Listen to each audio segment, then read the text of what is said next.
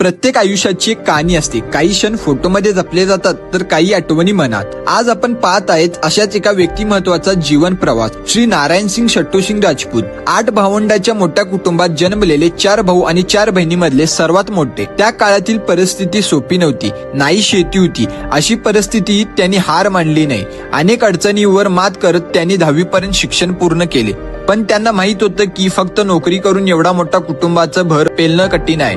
म्हणून त्यांनी वेगळा मार्ग निवडला, स्वतःचा उद्योग उभारण्याचा. मुंबई, गोवा आणि इतर ठिकाणी जाऊन वाहनाच्या इंजिनीची आणि मशिनरीची माहिती घेतली आणि मोठी स्वप्न पाहिली. स्वतःचे गॅरेज सुरू करण्यासाठी भांडवल नव्हतं, म्हणून भाड्याच्या गॅरेजमध्ये अनेक वर्ष परिश्रम केले. दिवस रात्र मेहनत केली, पैसे साठवले आणि अखेर स्वतःची जागा घेऊन सुरू केले बालाजी मोटर्स. जिद्द, प्रामाणिकपणा आणि मेहनतीच्या जोरावर व्यवसाय वाढत गेला. या संपूर्ण प्रवासात त्यांना एक खंबीर साथीदार लाभला, त्यांचा जीवनसाथी. प्रत्येक संघर्षात आणि प्रत्येक कठीण प्रसंगी मामीनी त्यांची साथ कधीच सोडली नाही. घराची जबाबदारी सांभाळत, कुटुंब एकत्र ठेवत आणि प्रत्येक सुखदुःखात खांद्याला खांदा लावून उभा राहत त्यांनी या प्रवासाला बल दिला. या प्रवासात त्यांच्या सर्व भावांनी त्यांना वडिलाप्रमाणे मान दिला, साथ दिली आणि एकत्रपणे कुटुंबाची प्रगती साधली. पण त्यांचा प्रवास फक्त स्वतःपुरतं मर्यादित नव्हता. समाजासाठी काहीतरी करण्याची तळमळ कायम होती त्यांच्यात. मग आपल्या वॉर्डाचा विकास व्हावा, लोकांच्या समस्या सुटाव्यात या उद्देशाने त्यांनी राजकारणात पाऊल टाकले.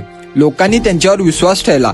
2 वेळा अपक्ष उमेदवार म्हणून निवडून दिलं. वार्डातील अनेक विकास काम पूर्ण केली. आजही अनेक लोक त्या कामाची आठवण काढतात. ज्या शाळेत त्यांनी शिक्षण घेतले, मराठी मुलामुलींची शाळा क्रमांक 27, त्या शाळेने त्यांचा कार्याचा गौरव केला.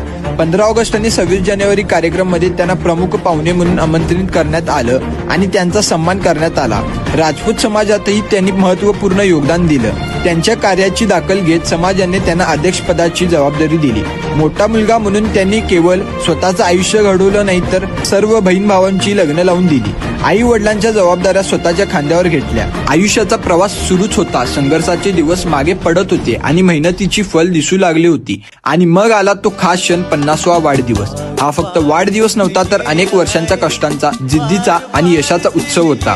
त्या दिवशी कुटुंब, मित्र आणि नातेवाईकांच्या चेहऱ्यावर एकच आनंद होतं. त्या 50व्या वाढदिवसापासून आजच्या 71व्या वाढदिवसापर्यंत प्रेम वाढत गेलं, कुटुंब वाढत गेलं. आजही त्याच प्रेमाने, त्याच आधाराने आणि त्याच अभिमानाने संपूर्ण परिवार त्यांच्या पाठीशी उभा आहे. आणि त्यांनी 4 मुलांचे वडील होते, 2 मुलं आणि 2 मुली. प्रत्येक मुलाला चांगले संस्कार दिले आणि मोठ्या मनाने त्यांची लग्नाची जबाबदारी पूर्ण केली. काल पुढे सरकत गेला आणि एक दिवस असा आला जेव्हा आई वडिलांची माया डोक्यावरून निघून गेली. पण त्या कठीण काळातही कुटुंब कधीच एकटं पडलं नाही, तर वडिलांची जागा घेऊन संपूर्ण कुटुंबाला आधार दिला. आजही त्यांचे भाऊ बहिणी त्यांच्याकडे केवळ मोठा भाऊ म्हणून नाही, तर वडिलांच्या मायाने जपणारे व्यक्ती म्हणून पाहतात. संकट असो या आनंदाचा क्षण, प्रत्येक वेळी त्यांनी कुटुंबाला एकत्र ठेवण्याचं काम केलं.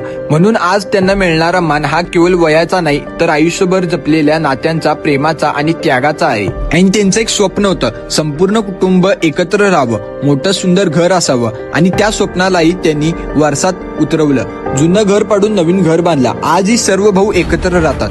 हीच त्यांच्या आयुष्यभराची मेहनतीची सर्वात मोठी कमाई आहे.